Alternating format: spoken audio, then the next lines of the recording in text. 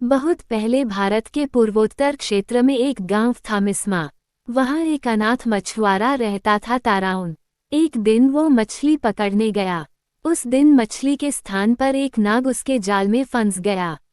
दरअसल वह नाग नागलोक का राजा था। अपने पिता को जाल में फंसा देखकर नागन्या घबराई। उसने सुंदर स्त्री का रूप धारण कर लिया। वह ताराउन के पास पहुंचकर बोली, यदि तुम मेरे पिताजी को छोड़ दोगे तो मैं तुमसे विवाह कर लूंगी। युवक मान गया और उसने नाग को छोड़ दिया। नागन्या ने उससे विवाह कर लिया। ताराउन और नागन्या का विवाह गांव वालों को नहीं भाया। उन्होंने विवाह की खबर राजा को दे दी। राजा ने ताराउन को बुलाकर कहा, तुमने हमारी परंपराओं को तोड़ा है, तुम्हें दंड मिलेगा।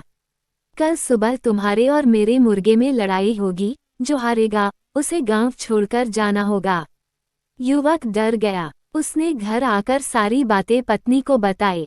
नागन्या बोली, इसमें इतना डरने की क्या बात है, मैं अभी नागलोक से एक बलवान मुर्गा ले आती हूँ। ये कहकर वह नागलोक चली गई।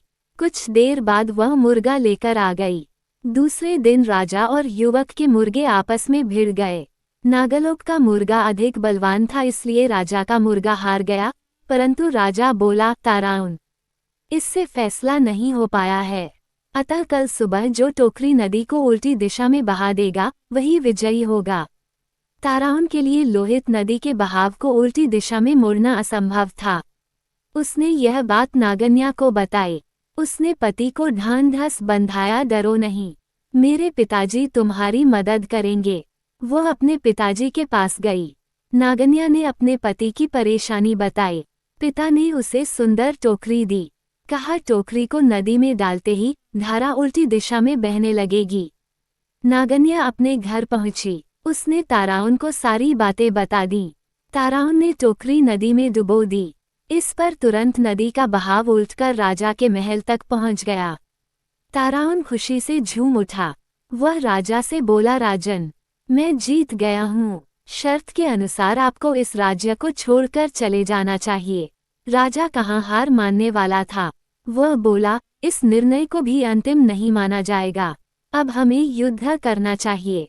इसी युद्ध से निर्णय होगा। ताराउन भागा भागा अपनी पत्नी के पास पहुंचा और सारी बातें बताईं। राजा के पास बड़ी फौज थी, परंतु ताराउन तो अकेला था। नागन्या उसकी परेशानी सुनकर फिर नागलोक में पहुंची। वहां से वह सोने का ढोल और उसे बजाने की छड़ी ले आई। सुबह राजा अपनी फौज के साथ लड़ाई के लिए आया। ताराउन पहले से ही तैयार था। राजा और फौज को देखकर नागन्या ढोल बजाने लगी। ढोल की धम धम सुनकर वृक्ष, जानवर, घास पत्ते आदि नाचने लगे। राजा और सैनिक भी हथियार फेंककर झूमने लगे। बाद में राजा को राज्य छोड़कर भागना पड़ा। अब ताराउन और उसकी पत्नी नागन्या राज्य के राजा रानी बन गए। आज भी अरुणाचल के वंशज ताराउन जनजाति के नाम से जाने जाते हैं।